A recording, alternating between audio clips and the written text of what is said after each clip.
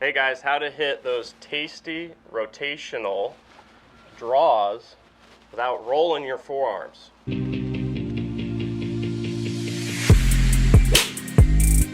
Okay, Milo, I should probably preface this by saying there is some forearm roll in the golf swing. We know this, right? It's pretty much impossible to have no forearm roll. Yeah, it's close. Now, for us to hit draws, there's a couple matchups that we need, right? But one of the matchups you see a lot is that forearm roll. Okay, but is this the most consistent way to create that hooking ball flight that we are after, right? The ball that starts a little out to the right. I like to see a little push draw, not a pull draw. That's a good way to hit a hook. Yeah. Not a very good way to hit a soft draw.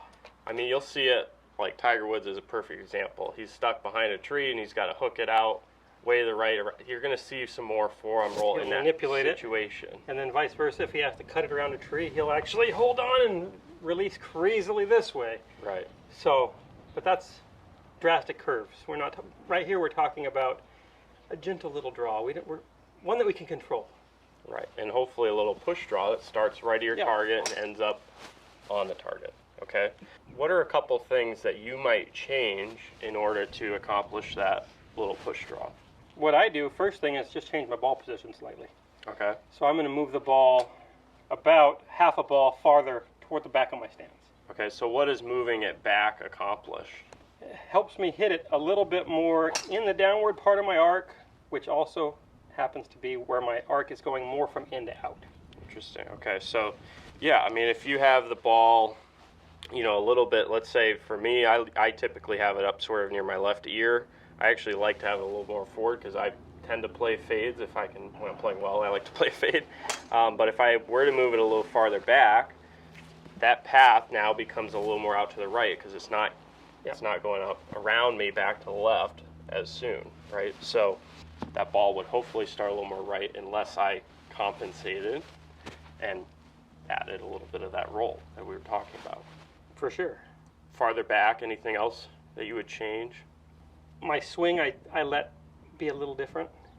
So as I'm changing directions, I'll do this for the camera, I like to feel like I let the club get a little bit farther back.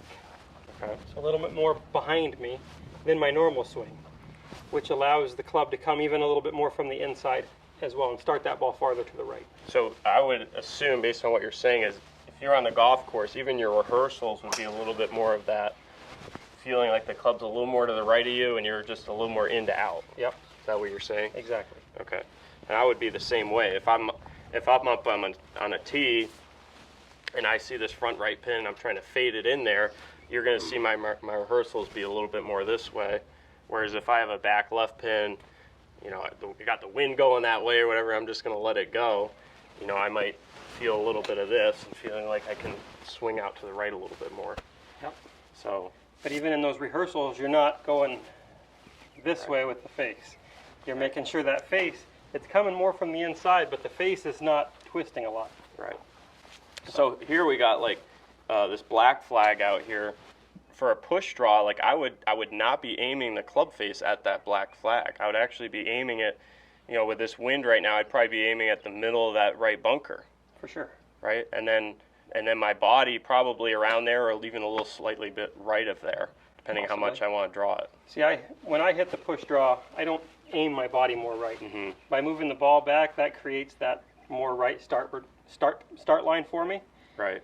And I can still get the ball up. When I start aiming right, then the ball flight comes down too much for me. And I think a lot of people at home that would think just to start aiming more and more right to hit their draw, chances are, I bet if you look at it from face on, their face starts getting more and more left to compensate. Yeah. But we know that this is the king, and this decides where that ball is starting for the most part. So we want to make sure that if we're hitting a good push draw, that face is still lined up actually to the right of the target, right? Yep. So better be to the right of the target or the ball's going to go to the left. Yes, right.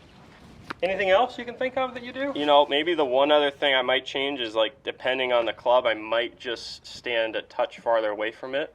Okay. Okay. And what that does is it helps make the club just slightly more upright, right? So if you think about being in a bunker, Yeah. you stand wide, you get the handle low, and that helps you get the club face even more open, but it also helps get the loft pointed more square and less out to the right. Right, so it can help you draw it by being a little farther away.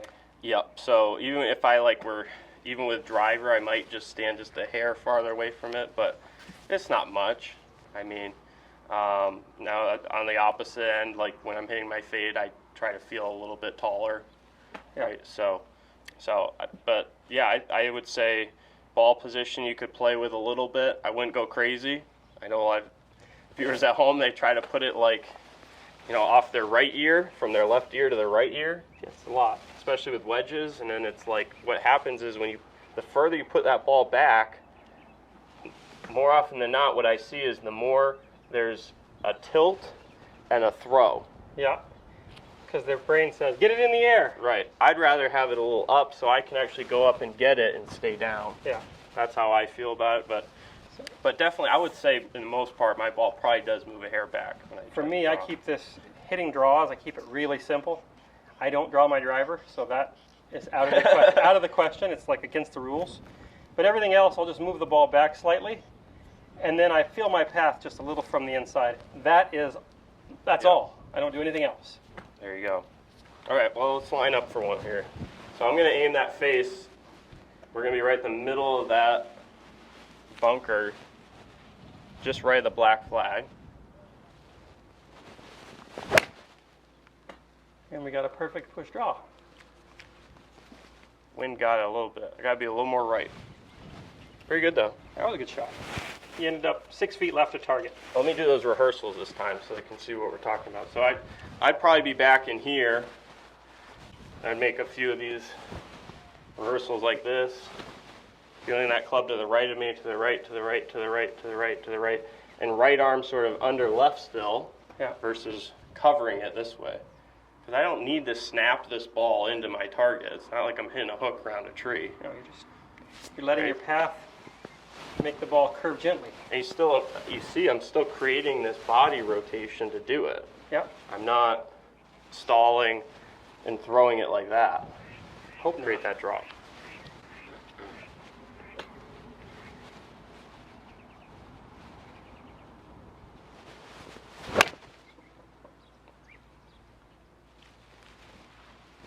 Pretty good. A little release, but yeah, that one over curved. Yeah, it just started a little more left because I added just a little loft at the bottom. How about a little lower one, huh? That's the other thing I see with people trying to hit draws is they add a little bit of this early.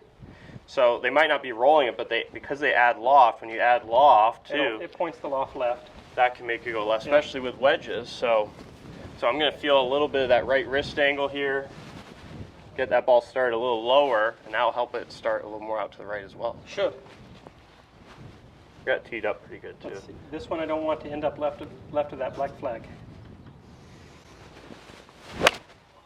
Ooh, that was a good one there. That was like a 1 yard draw. That was basically straight, but that was beautiful. Okay. Sweet. Well, let's wrap this up, Henry. So the keys to hitting that little soft draw without adding in too much roll is number one, ball position. Let's make sure we're catching it a little bit more on the end out part of our arc by moving it back just a fraction. I like your rehearsal right here as you're doing it too, because you're actually a little bit open to the camera. Yeah. And you're still swinging a little end out. You're not this way to the camera or with your stance. You know what I'm saying, right? So you're not pulling it over the top. And so everything you're just feeling the rehearsal, and that club's coming from the inside to hit that little draw. So that's it. That's it? That's how easy it is. So, hope you liked this video. If you did, please hit the subscribe button and like the video. Also, if you're looking for one-on-one help, come on over to milolinesgolf.com where we can help you with personalized game improvement plans, and we have an awesome library of videos that will teach you how to do all of these things and everything that you would like to learn in the golf game. See you guys.